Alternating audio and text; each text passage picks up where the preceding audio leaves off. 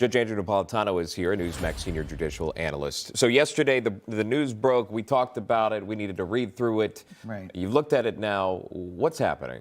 Well, there were no dissents, which tells me that either the decision to take it was unanimous and is likely to address the First Amendment, or the court was in a hurry to address this. Now, one of the key things in what Emma just said was the date for the oral argument. Normally, that's not significant. It's quite significant here, January 10, because that means the Solicitor General for the Biden Justice Department will be arguing the government, making the government's argument.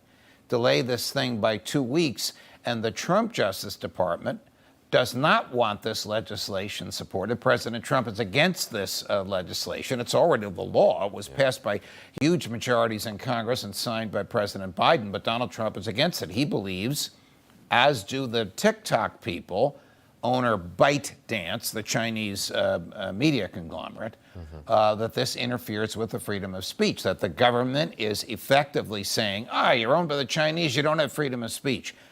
Well, if that's their argument, it's nonsense, because freedom of speech applies to everyone in the United States, no matter where you're from or where your loyalties might lie.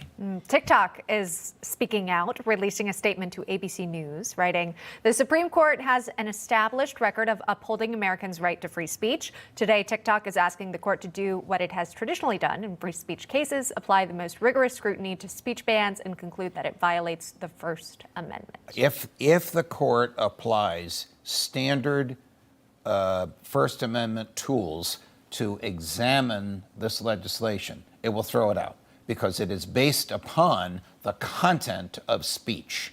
And under the First Amendment, traditional First Amendment interpretations, the government is not allowed to make decisions based upon the content of speech. Now, the other side of this is, this is the government's side now.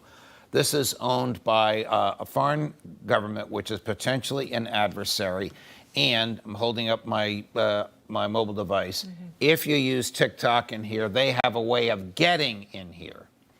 It's laughable for the federal government to be concerned about our privacy when it is the greatest violator of our privacy in the United States. Yeah, that's a great point. It's also interesting that we're having this legal discussion about TikTok when it was, 6 months ago or more, that we were talking about, or rather we were reporting on the conversations that were happening about how bad, as you said, TikTok could potentially be in terms of ByteDance, where it's operated, the potential for the CCP spying on Americans through various forms. So you're watching videos on TikTok, but really they're able to gain access, store all this information. Now it's not about that. Now we're talking about free speech violation. Well, TikTok wants it to be a free speech argument. I'm sure that in the government's briefs, they're going to make this national security argument. Question: did the government demonstrate to members of Congress how the spying would work? Answer: no, they don't want to reveal that. So members of Congress took on faith the government's argument that by using TikTok, ByteDance can spy on you. There's been no demonstration as to actually how it would happen. If there is a way to do it, the government doesn't want us to know what it is. Just like they don't want us to know the truth about the drones. Yeah. Even though you can I knew that was coming. which we still have questions about. But when it comes to your algorithm, though, if you tend to engage with certain types of content, it's not surprising that you would be inundated with it. And then unfortunately, that does almost create a silo, and you're not shown different perspectives or viewpoints here. Information.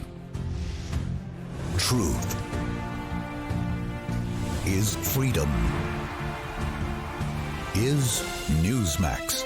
It's real news for real people.